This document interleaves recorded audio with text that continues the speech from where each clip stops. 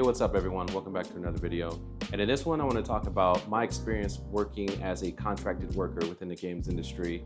So I've been working at a specific studio on a contract for the past 9 months, almost 10 months now. And I'm going to break this down into two sections. So the first one's going to be, I guess, the pros, and the second one will be the cons. And then I'll give my overall thoughts at the end of the video. But let's start with the pros. I feel like the pros really only apply to gig workers, freelancers. Someone like myself, I guess this wouldn't typically apply to, but maybe one of them would actually apply. So the first one I'm going to talk about is fixed term. Now, fixed term on contracts is not a new thing. It's been the primary way that people work through contracts is through a fixed term. So for example, a lot of people will apply to jobs on places like LinkedIn or Glassdoor or whatever it may be and see there's a job listing, duration 6 months, type contract. So the contract is for you to work for 6 months. And in some instances, there are additional details within that contract. So the contract may be 6 months, but it may be something like temp to hire, where you work temporarily on the contract for 6 months. And if they like you enough and you do well enough, then the company will hire you as a full-time employee. Or you'll be working on a 12-month contract and they may give you an extension for an additional 12 months or 3 months or whatever it is, depending on the company or studio. So I think for gig workers, people who like the flexibility of taking on new roles and work for a variety of companies, this is a pro. Technically for me, this is not a pro because I don't like contract work. I'm on a contract. This was the one thing I could find. And, you know, I've worked on contracts previously earlier in my career, and you know, being this far into my career, going back to a contract, it's not something that I prefer, but you know, you got to do what you got to do. And you know, I applaud gig workers and people who like being on contracts and freelancing, because it's not easy going from full-time work to strictly contract work. And you know, to those who are doing this on a regular basis, you know, shout out, because it's hard. Now, the second thing I want to talk about is a pro and a con, technically. So a lot of times at companies, contracted workers may not be the first to go when a company needs to downsize, have layoffs, whatever it is, whatever terminology they want to use. And they may end up keeping the contracted workers for a multitude of reasons. One, they're cheaper to pay. Two, they don't have to worry about paying contracted workers for insurance or supplying insurance or any type of benefits. And three, they can have them work at an hourly rate and still get the job done. But yeah, I feel like for contracted workers, a lot of times it feels like they'll be able to continue through their contract even if the company has some sort of layoff or whatever it is. And unfortunately for full-time employees, in a lot of instances, they're the first to go, which sucks. I mean, layoffs, downsizing, all that stuff sucks in general, but a lot of companies tend to keep contracted workers on because it's way cheaper and they still need to get the work done. They still need people to do the job. So I guess that's kind of a pro for contracted workers. It's a con overall, I think, because no matter what, someone's job is getting affected. So it sucks, but again, I think it's a pro for contracted workers because in a lot of scenarios, you're not the first to go. Now let's talk about the actual cons. I know there are only two real pros, but are they really pros? I don't know. So the cons, fixed term. Now, I mentioned this as a pro, but it's actually a con for me specifically and other people who are used to full-time work.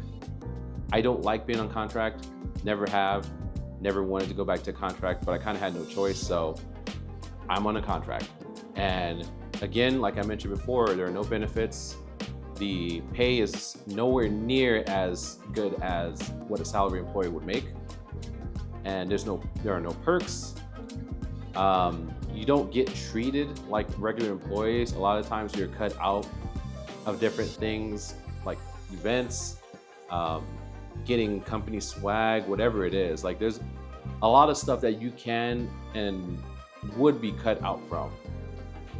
You know, as someone who's working on a contract, you know, for a fixed term, I have to be mindful about, you know, my money. Obviously, everyone has to be mindful about money, but as someone who's contracted, not getting benefits, and has to hope that the contract will continue in the future, it is very stressful. And I would prefer to be a full-time employee, but unfortunately, it doesn't seem like that's going to happen at this company. So, you know, for full-time employees, this is definitely a con. For people who like the stability of being an actual employee and, you know, benefits and stuff like that, this is definitely a con.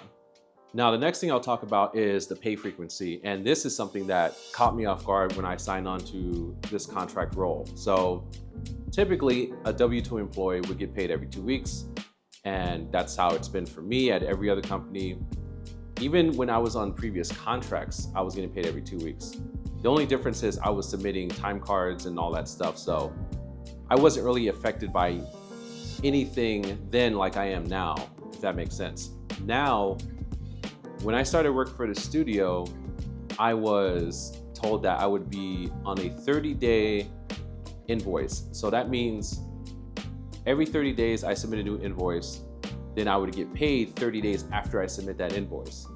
So if I was to start at this company again, I would have to work 30 days, submit the invoice, then 30 days after the invoice is submitted, I would get paid.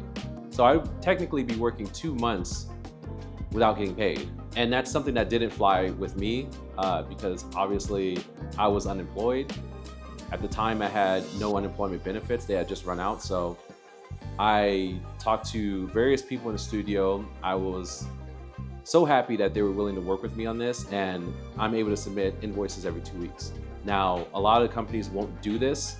A lot of companies are very strict when it comes to this policy about the invoices and, you know, when contracted workers get paid, but they were willing to negotiate and work with me and continue allowing me to submit invoices every 2 weeks. So shout out to the studio for this specifically, because otherwise it would have been extremely tough the first 3 to 4 months of trying to pay bills and pay down debt and other stuff. So yeah, the pay frequency for regular contracted workers is definitely terrible. Obviously a con. And I don't like that companies do this, but they obviously have every right to do it. It's within their terms of any contract they make. So just keep an eye out for that. If you end up taking a contract and you're not used to contract roles, be mindful of when you're getting paid, how you're getting paid, and when you're gonna get your first paycheck after starting the new job. And I think that's it. I think that's everything I wanted to cover in terms of being a contracted worker. Again, not all contracts are the same, especially dependent on the role or the industry. Things may vary between any of those things. So read up on some information related to contracts and things like that in different industries, different roles. Make sure if you're interested in a contracted role that you have some sort of savings available to cover the first couple of months, because a lot of times you won't get paid for the first 60 days of starting that new contract role. Just something to keep in mind, like I said, because it completely caught me off guard, and it just made it so that if I take a future contract at another studio or even at this studio, then I'm going to very thoroughly read through the fine print. So yeah, but thanks for watching this video. Appreciate the love and support. If you want to hear any more information about contracted work, or if there's anything I missed, be sure to leave a comment below, and we'll see each other next time.